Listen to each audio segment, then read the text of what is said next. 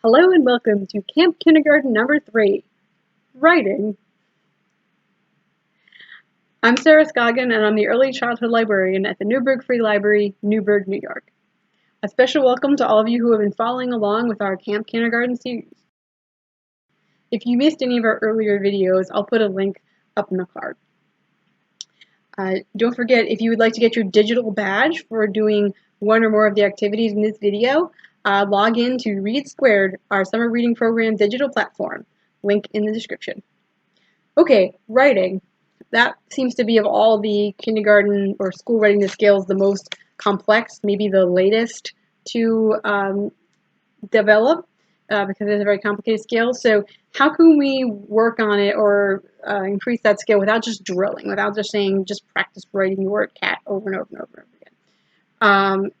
Well, there are two main ways. One is by encouraging all attempts at writing, and the other is by modeling writing. It might be easier to think of modeling reading than modeling writing, but just to say what you're doing. Like I'm writing a grocery list, I'm writing a list of things I need to do, I'm writing a note, I'm typing an email, to say what you're doing so they can see, especially with pencil and paper type writing, the motivations that we have for writing. Also, when you model different kinds of writing, really young children can understand that writing takes different forms. I have here an example from Beyond Bedtime Stories by Mural and others. And so they asked the child what they were writing, and they had been producing something like this, just scribbles of pretend writing. And the child said, "This is a grocery list." Everything's pretty short, and it's all on one side of the page. And then later on, she produced scribbles that looked something like that. And they said, "What is that?" And she said, "That's a story." It goes across the whole page in a paragraph. So when you model different kinds of writing, they can pick up on what it looks like. Many children will go through different stages of writing, and the National Association for the Education of Young Children has a great graphic of the stages from scribbles to conventional letters.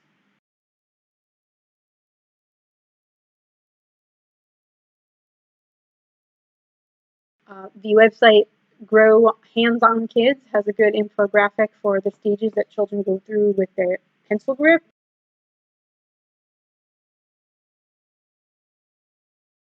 Usually toddlers start out with a really basic grip, and then eventually they move through holding it different ways to what we call a static tri-grip. So they're holding with 3 fingers, sometimes 4, but they're moving their whole arm or maybe their wrist. They're not moving their fingers at all when they write, but as they get more and more practice, they'll start using their fingers to guide the pen or pencil and not like their whole arm as they get more fine motor control. So a lot of practice with things that let them grip a crayon or a pencil will help them get to that dynamic pencil grip. Activity 1, disappearing letters. Okay, disappearing letters. So different ways that children can practice writing beyond just writing on paper. So I have here a bag, a plastic bag with a piece of black paper. I could tape the top if I wanted to make sure it didn't come open. You could do this with paint, but I actually used some shower gel that I had. And I could then lay this flat on a table and a child could write letters or even short words in the gel through the bag and then just make them disappear and try it again. You could do the same thing with a tray that had salt or sugar or cornstarch or something that they could just write with their finger and erase it. I love magnetic boards for that reason. Those are even great in the car because you can just write and erase as many times as you want. Activity 2, Write-O-Rama. Okay, Write-O-Rama, and by that I mean just to have as many different opportunities for writing as possible. If you could set up a corner that's like the writing station where you have crayons, colored pencils, gel pens, whatever it is that you can put in that corner to encourage writing, or maybe you have a basket with all those materials to make it really easy anytime to just really quickly get out the basket, do some writing or art activities around the letters, and then put it back so that it gets a chance to happen in the busy schedule. You're not chasing all over looking for materials. One activity you could do would be to have your child write his or her name with each letter being a different medium. So I have a stamp here for an S. I have a highlighter. This is a pencil rubbing. I just put some little sticks under the paper and did a rubbing. This is crayon. Then I did one with stickers for an S, an A I tore out of a supermarket flyer, pen for the R, and then this is black crayon covered with whiteout. So to think of how many different ways you could form letters besides just a pen or pencil. Activity 3, dough letters. Is pretty self-explanatory. So I just made some dough out of rice, flour, and water. That's it. I'll put a link in the description for some different recipes you could try.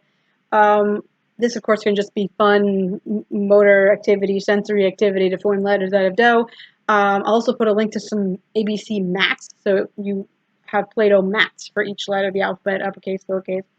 But you could just say, I'm going to make all the letters that are curved, so C and S, or uppercase U, or all the letters that have only straight lines, or all the letters that have a hole, like an O, or the top part of an E, so that they get a sense of finding shapes within letters. What letters are straight lines, curves.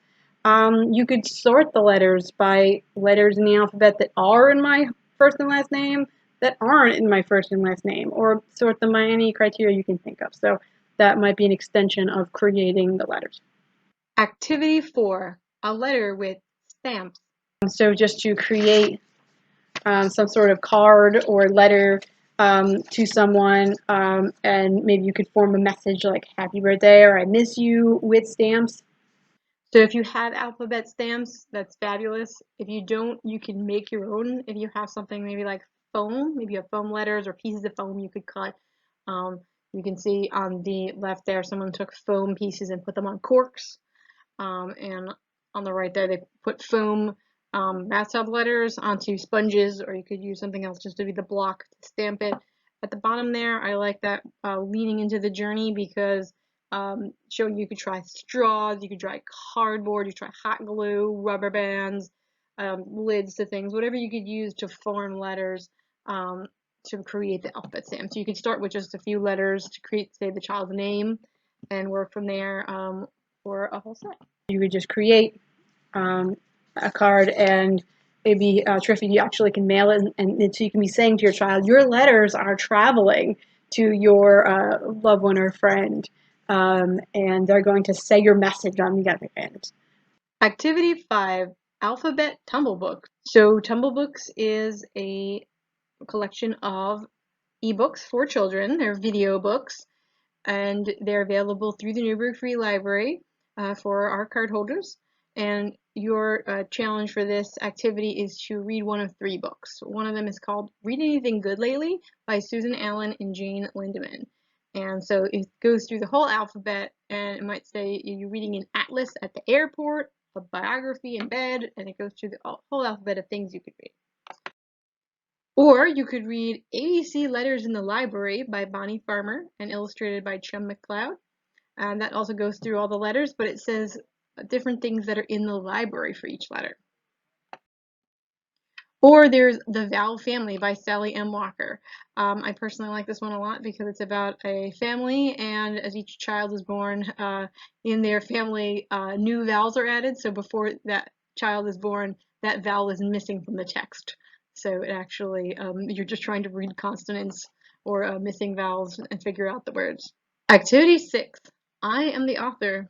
So here's an example of a simple storyboard or a comic or a mini story. And I will put a link to templates in the description. And so you have the child draw a picture of what's happening in the story, and then he or she could try writing it underneath the picture, what's going on, or can give dictation, or a little bit of both to practice for actually writing to create the story. You could even just fold the paper in 3 and see what's the beginning, the middle, and the end. Activity 7, the mural. So here's an example of children, they're writing on a wonder wall, like I wonder why, and they all write their questions. But you could just take a big piece of paper and have children draw and then try to label their drawings with letters. They could just practice writing letters. They could just all gather on the drawing and again dictate what they want you to write underneath each one so they get used to seeing the spellings of the words. I did something like this for a birthday party when I was young, and it was a very big hit because Everyone could just, they had a theme. So it was supposed to be a space city, like a fantasy city, and everyone drew their own ideas of what to contribute to the city. And we drew a much bigger picture of a city and much more interesting than anyone could come up with on their own. So maybe if you could use all the people in your family could each add something to the mural on a theme. You could have the child pick a theme, or you could pick one. Or if you have on the right there, you see the chalkboard paper. They sell, it's like a giant sticker and it just sticks on a wall, and then you can write on it with chalk. Activity 8, writing all around. So a great way to actually practice writing, not just reading, is to recognize letter shapes quickly. So you could look around and see what letters you can find. And you might not be out looking at street signs.